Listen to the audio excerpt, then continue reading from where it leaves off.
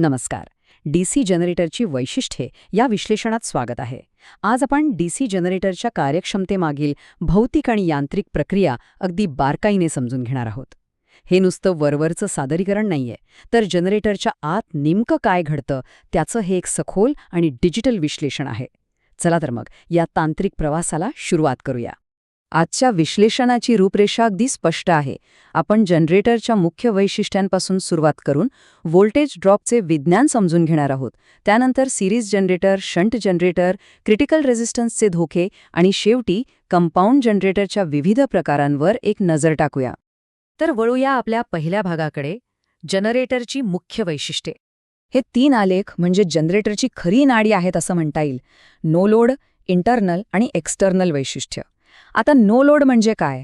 तर जेव्हा जनरेटर अगदी शांत, विश्रांतीच्या अवस्थेत असतो तेव्हाचं त्याचं चुंबकीय स्वरूप. पण खरा खेळ सुरू होतो तो लोड पडल्यावर. जेव्हा जनरेटरवर प्रत्यक्ष इलेक्ट्रिकल भार पडतो तेव्हा इंटरनल आणि एक्सटर्नल आलेख त्याची खरी ताकद दाखवून देतात. जनरेटरच्या आत आणि बाहेर घडणाऱ्या बदलांचं हे अगदी अचूक मोजमाप आहे.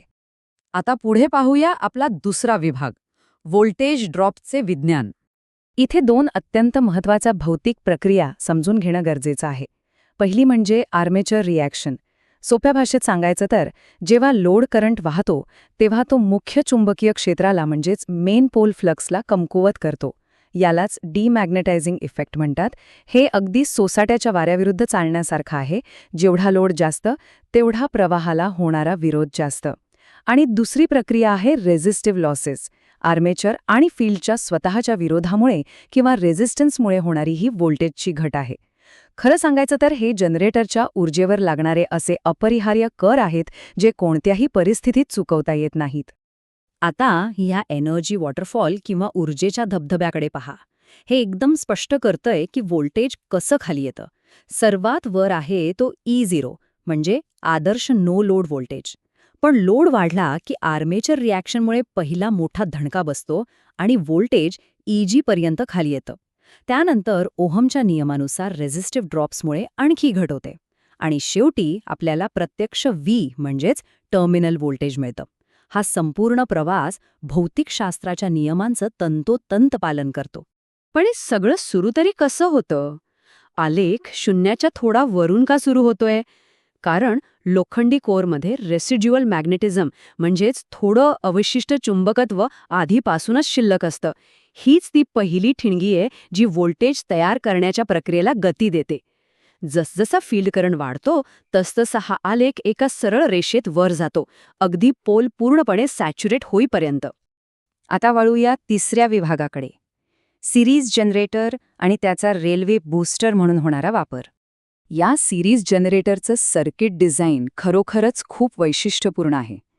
इथे फील्ड, आर्मेचर आणि बाह्य लोड हे सर्व एकाच मालिकेत म्हणजेच सिरीजमध्ये जोडलेले असतात. याचा सरळ अर्थ असा की या संपूर्ण सिस्टीममधून फक्त एकच समान करंट वाहतो. पाणी वाहणाऱ्या एकाच मोठ्या पाईपलाईनची कल्पना करा, जिथे प्रवाहाला दुसरा कोणताही मार्गच नसतो. याच रचनेमुळे हे मशीन अतिशय आक्रमक बनतं. ही वर जाणारी रेषा पहा, ती खूप काही सांगून जाते. जसजसा लोड वाढतो तसतसा सिरीज जनरेटरचा व्होल्टेज वेगाने वाढत जातो. आणि याच वाढणाऱ्या वैशिष्ट्यामुळे याचा वापर रेल्वेच्या डिस्ट्रीब्युशन सिस्टममध्ये व्होल्टेज बूस्टर म्हणून केला जातो. लांब पल्ल्याच्या प्रवासात वायर्समध्ये जी व्होल्टेजची तूट येते ती भरून काढण्यासाठी हे एक अत्यंत प्रभावी आणि व्यावहारिक उदाहरण आहे. तर आपला चौथा विभाग आहे शंट जनरेटर आणि बॅटरी चार्जिंग. आता त्या आक्रमक सिरीज जनरेटरकडून आपण या समांतर म्हणजेच पॅरलल सर्किट डिझाईनकडे आलो आहोत. यात फील्ड वाइंडिंग आणि आर्मेचर एकमेकांना समांतर जोडलेले असतात. विशेष म्हणजे इथे आर्मेचर स्वतःच्या अंतर्गत फील्डला आणि बाहेरच्या लोडला एकाच वेळी करंट पुरवतो. ही समांतर जोडणीच या मशीनला एक वेगळीच स्थिरता प्रदान करते.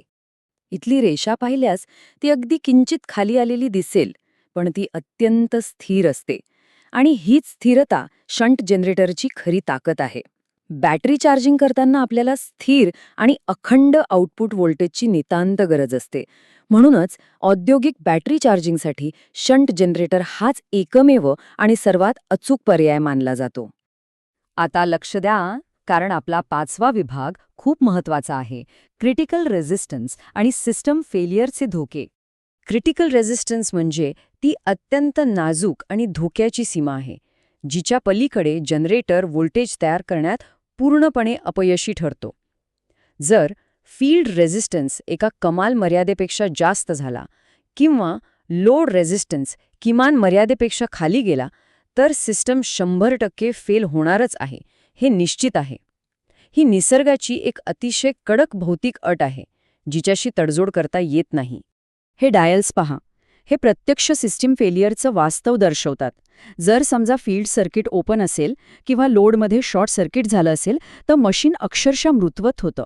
अशा स्थितीत व्होल्टेज 10 व्होल्टच्या पुढे जाऊच शकत नाही. हे एक अतिशय स्पष्ट आणि गंभीर असं व्होल्टेज बिल्डअप फेलियर आहे. आता आपण आपल्या शेवटच्या म्हणजे 6व्या विभागाकडे आलो आहोत, कंपाऊंड जनरेटर आणि त्याचे प्रकार. कंपाऊंड जनरेटरच्या स्टेटर पोलची ही रचना अतिशय गुंतागुंतीची पण तितकीच प्रभावी असते. यात सिरीज आणि शंट अशा दोन्ही वाइंडिंग्स एकाच पोलवर एकत्र गुंडाळलेले असतात. यामुळे काय होतं तर एक अत्यंत नियंत्रित आणि आपल्याला हवा तसा बदल करता येईल असा चुंबकीय प्रभाव तयार होतो. क्युम्युलेटिव्ह प्रकारामध्ये हे दोन्ही फ्लक्स एकमेकांना मदत करतात आणि यामुळे आपल्याला अत्यंत अचूक आउटपुट नियंत्रण मिळतं. जसं की लांब ट्रान्समिशन लाईनसाठी ओव्हर कंपाऊंड जनरेटर वापरला जातो, तर लेथ मशीन आणि स्थिर प्रकाश योजनेसाठी फ्लॅट कंपाऊंड जनरेटरचा वापर होतो. म्हणजे गरजेनुसार अगदी अचूक व्होल्टेज इथे मिळवता येतं. आता इथे 2 मुख्य वर्तनांमधला फरक समजून घेणं अत्यंत महत्त्वाचं आहे. क्युम्युलेटिव्हमध्ये चुंबकीय क्षेत्रे एकमेकांना मदत करून व्होल्टेज वाढवतात, पण याउलट डिफरेन्शियल प्रकारात ही क्षेत्रे एकमेकांना अक्षरशः विरोध करतात. तांत्रिक भाषेत याला बकिंग क्रिया म्हणतात, ज्यामुळे व्होल्टेज अतिशय वेगाने खाली कोसळतं. बकिंग क्रियेमुळे व्होल्टेज अतिशय वेगाने घसरतं हे आपण पाहिलं. पण हेच ते खास वैशिष्ट्य आहे जे या डिफरेन्शियल जनरेटरला आर्क वेल्डिंगसाठी सर्वोत्तम बनवतं.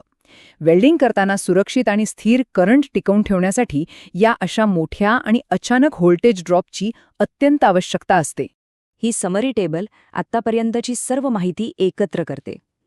इथे लक्षात घेण्यासारखी सर्वात महत्त्वाची गोष्ट म्हणजे जनरेटरचा प्रत्येक सैद्धांतिक आलेख त्याचं औद्योगिक भविष्य ठरवत असतो. वाढणारा आलेख असेल तर तो रेल्वेसाठी, स्थिर आलेख असेल तर बॅटरीसाठी आणि घसरणारा आलेख असेल तर तो वेल्डिंगसाठी वापरला जातो. प्रत्येक मशीनचं काम त्याच्या अंतर्गत चुंबकीय डिझाईनने आधीच निश्चित केलेलं असतं. या संपूर्ण विश्लेषणाचा मुख्य निष्कर्ष असा आहे की हे जे ग्राफिकल डायग्नॉस्टिक्स आपण पाहिले ते थेट भौतिक व्होल्टेज ड्रॉप्सशी जोडलेले आहेत, जसं की आर्मेचर रिॲक्शन. आणि हेच ग्राफिकल स्वभाव शेवटी प्रत्येक मशीनचा अचूक औद्योगिक वापर ठरवतात. खरं तर हे केवळ एक तंत्रज्ञान नाहीये, तर औद्योगिक प्रगतीचा हा एक पायाभूत स्तंभ आहे. आज आपण या सखोल आणि अत्यंत तांत्रिक विषयाचा अभ्यास केला, पण शेवटी एक विचार करण्यासारखा प्रश्न उभा राहतो. आज जेव्हा संपूर्ण जग एसी स्मार्ट ग्रिड्स आणि रिन्युएबल म्हणजेच पुनर्वापर करण्यायोग्य ऊर्जेकडे वेगाने वाटचाल करत आहे, तेव्हा डीसी जनरेटरची ही मूलभूत चुंबकीय तत्वे उद्याच्या भविष्यकालीन पॉवर नेटवर्कशी स्वतःला कसं जुळवून घेतील यावर नक्की विचार करा. पुन्हा भेटूया अशाच एका अभ्यासपूर्ण विश्लेषणासह. धन्यवाद.